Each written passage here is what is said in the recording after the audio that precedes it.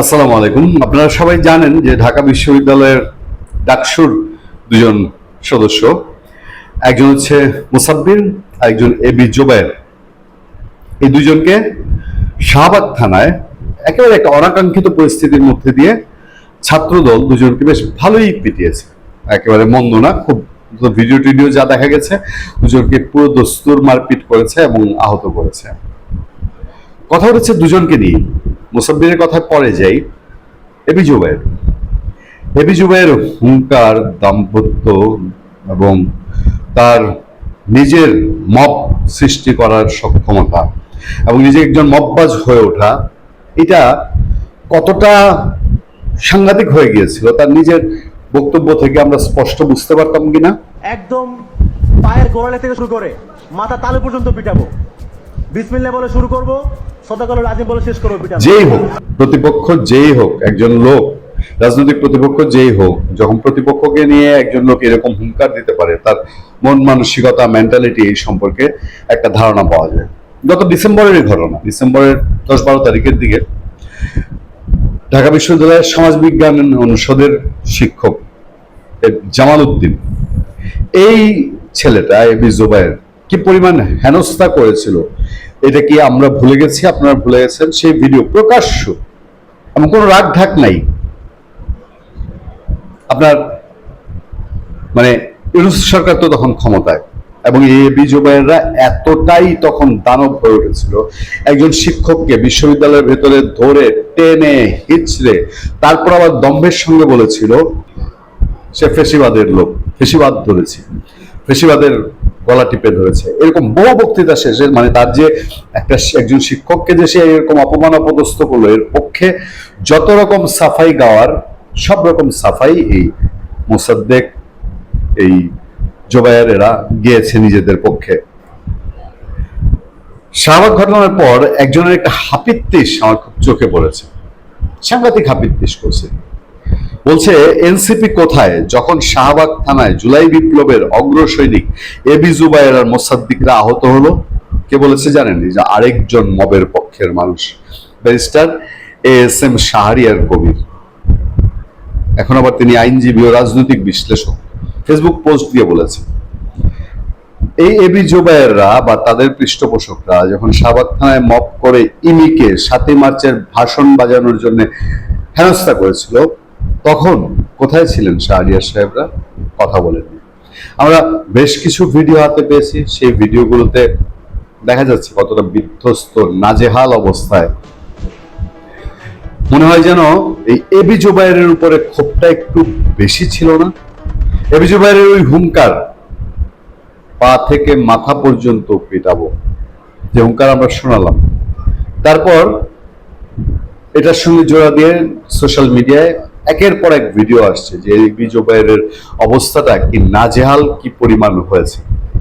ছাত্রদলের ছেলে পেলে, ছাত্রদলের president, central president Rakib sorry বলেছে, বলেছে দুঃখজনক, এবং তারা এটার জন্য দুঃখ প্রকাশ করেছে। পাশাপাশি এই কথাও বলেছে যে এই থানায় যারা গেছে, এই সাদিক কাইম, মুসাদ্দেক, এবি জুবায়ের, এরা নিজেরা মব তৈরির মতন, তাদের উপর মব তৈরি হতে পারে, নিজেরাই উস্কানি দিয়েছে। আপনি আরেকজনের পেছনে যদি খোঁচা দেন, ওই যে কয়েকদিন আগে রাশেদ প্রধানের PS ইট নিয়ে ছাত্রদলকে মারতে গেল না, তারপরে পাল্টা ছাত্রদল ঠেকালো বা বিএনপির লোকজন ঠেকালো, ঠিক অনেকটা সেরকমই যে এই ছেলেপেলেগুলা একের পর এক কাণ্ড ঘটিয়ে যাচ্ছে, তাদের কাউকে যেন থামানোর কিছু নাই।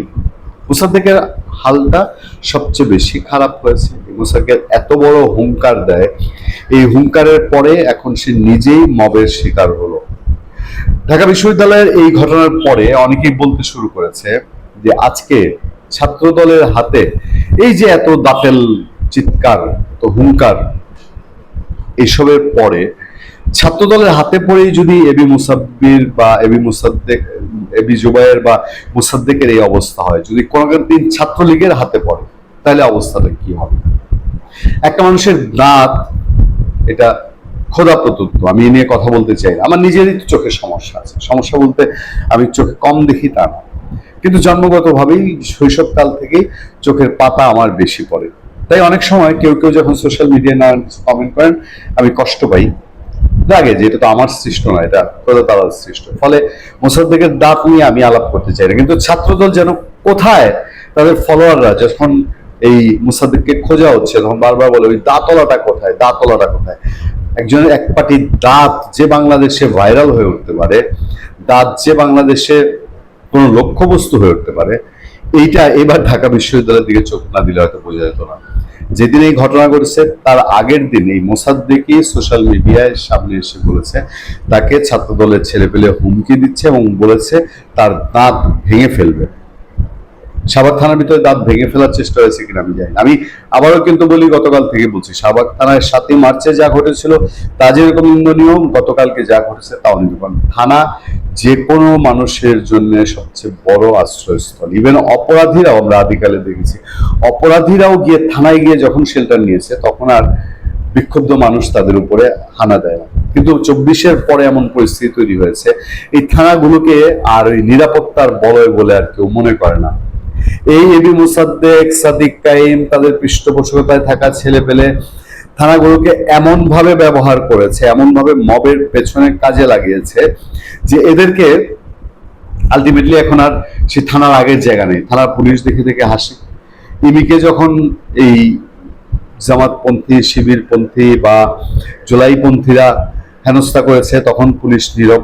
গতকালও দেখলাম যে এই ফরহাদ টরহাদেরা বলছে যে ছাত্রদল থানায় মব করেছে আর পুলিশ মজা নিয়েছে। এই যে পুলিশ মজা নেয়, এই সিচুয়েশনটা কারা দাঁড় করেছে, এর জন্য দায়ী কে? তাই তো এই সাদিক কাইম, মোসাদ্দেক, তারা শাহবাগ থানাকে কি একটা সময় থানা মনে করেছে? তারা তো মনে করেছে তাদের পার্সোনাল অফিস, সেখানে গিয়ে যা ইচ্ছা তাই সৃষ্টি করেছে। এবং এই গতকালের মবের প্রতি পরতে পরতে যে মব হয়েছে একটা, তা কিন্তু ছাত্রদল স্বীকার করেছে যে এটা একটা মব হয়েছে। কিন্তু আমার কাছে খুবই অবাক লাগছে যে দুজন মানুষের উপরে এরকম হামলা হলো, সোশ্যাল মিডিয়ায় তাকালে দেখবেন কোথায় যেন সবাই একটা মুচকি মুচকি হাসে।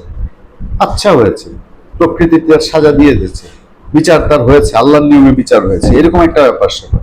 আর অন্য পক্ষে থেকে উঠে যে ছাত্রদলের হাতে যদি এই অবস্থা হয়, ছাত্রলীগ আসলে পরে কি হবে? এই মোসাদ্দেক ছেলেটা ঢাকা বিশ্ববিদ্যালয়ের শিক্ষার্থীদের কাছে হাস্যকর হয়ে উঠেছে অনেকেই। ওই আবার ডিসেম্বরেই বিজয় দিবসের অনুষ্ঠানে, আপনাদের মনে আছে না, ঢাকা বিশ্ববিদ্যালয় টিএসসি তে কনসার্ট হচ্ছিল, মোসাদ্দেক স্লোগান দেয় তুমি কে আমি কে, আর ঢাকা বিশ্ববিদ্যালয়ের শিক্ষার্থীরা স্লোগান দেয় ইউরেনিয়াম ইউরেনিয়াম। কারণ হচ্ছে মোসাদ্দেক বলেছিল বাংলাদেশে এত বেশি ইউরেনিয়াম সিলেটে আছে, হবিগঞ্জে আছে, ইউরেনিয়াম দিয়ে সে ভারত উড়িয়ে দিবে, মানে ভারত উড়িয়ে দেওয়া সম্ভব। ওই থেকে এইসব স্লোগান দেয়। এদের মাথায় আসলে কোনো কিছুই নেই। তারা জুলাইও কোথাও ছিল না, জুলাইও তাদের দেখা যায়নি। জুলাইয়ের আগে তারা ছিল ছাত্রলীগের ভিতরে। ছাত্রলীগের যত অন্যায় অপকর্ম প্রত্যেকটার পেছনে, বরঞ্চ এখন তো সন্দেহ হয় যে ছাত্রলীগের অপকর্ম ছাত্রলীগের উপর দায় দেওয়া হয়েছে, কিন্তু এই অপকর্মগুলো ইসলামী ছাত্র শিবির নিজেরা ঘটিয়েছে কিনা। ভালো থাকবেন, সুস্থ থাকবেন। আপনাদের সাথে আমি আতিক রহমান, পূর্ণিয়া।